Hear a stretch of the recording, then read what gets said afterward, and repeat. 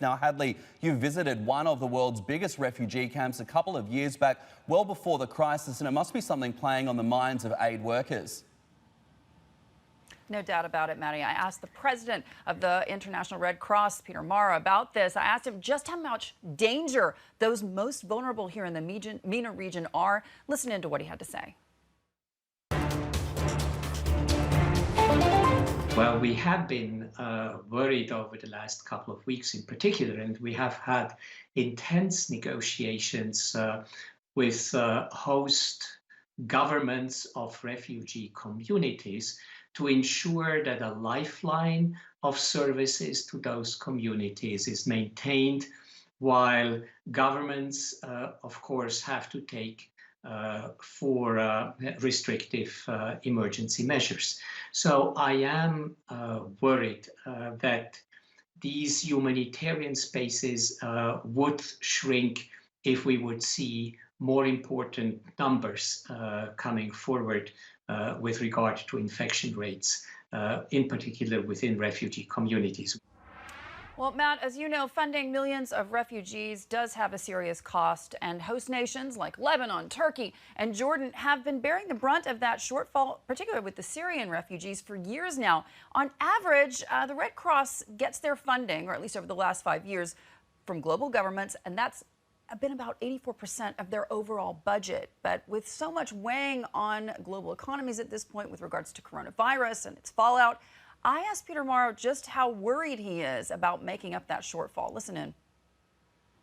Well, it's difficult to say yet what COVID will do in the long term. In the short term, I think we have seen quite an important mobilization. Governments are focused on COVID-19. A lot of what we are delivering in fragile contexts is immediately relevant to either preparing, preventing, or fighting COVID-19. So over the last couple of weeks, we have seen certainly an interest of donors coming to the table, stepping up their funding and supporting our work. I am, though, concerned that when I see what governments are spending in order to save their economies, to respond to COVID within their own context, that many of our donors have been affected by COVID. Many have increasing bills in their budgets to look for their own people. So there is an expectation that funding will become very problematic towards the end of the year or even in 2021, while at the present moment we are still living on humanitarian budgets which have been approved before COVID-19 hit many of the donor countries. So we are quite anxious to see what is happening. That's even more difficult to imagine. As we all know, we suspect that COVID-19 will affect some countries in Africa, in the Middle East, on the Southern Hemisphere overall, maybe more heavily in the future.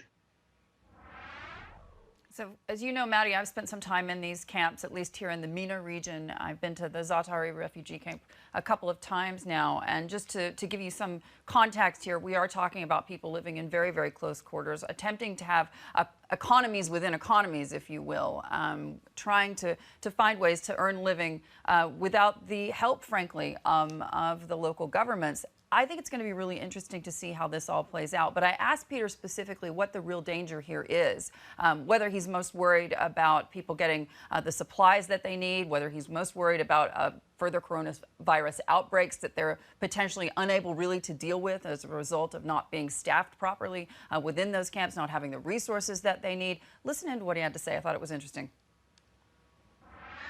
Well, there is always a danger. On the other side, there is a danger of too much and too restrictive measures as well. And keeping the balance between educating people, running campaign to sensitize people, taking the preventive measures which are absolutely necessary to isolate those cases, the known cases, while on the other hand, keeping the economy going is of of essence. And I think finding the right balance is something which is one of the biggest challenges. We see it in our work as well. There is a tendency, of course, of governments to restrict humanitarian organizations because we are part of the society fabric. And at the same time, we need a humanitarian space to deliver services to people. So finding the right balance is probably the single most important challenge over the next few months. Having the tests in place, the preventive measures in place to isolate those cases who are infected. And on the other hand, trying to minimize the negative ripple effect of emergency measures, which can just have as negative an impact on the societies overall. If people are out of a job because the economy is down, this is a problem as well.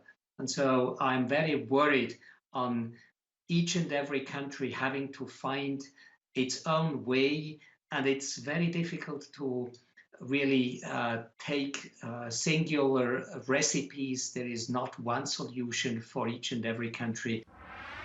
That was Peter Maurer there, the president of the International Red Cross. And I thought that was a fascinating conversation, Matt.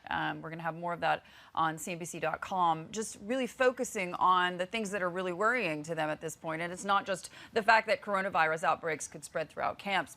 It's also, of course, the shortfall from governments whose economies are stressed, as you very well know, as a result of COVID-19. So a lot of things on the agenda, certainly for aid organizations, and something that in this part of the world, folks I've been speaking to are very concerned about.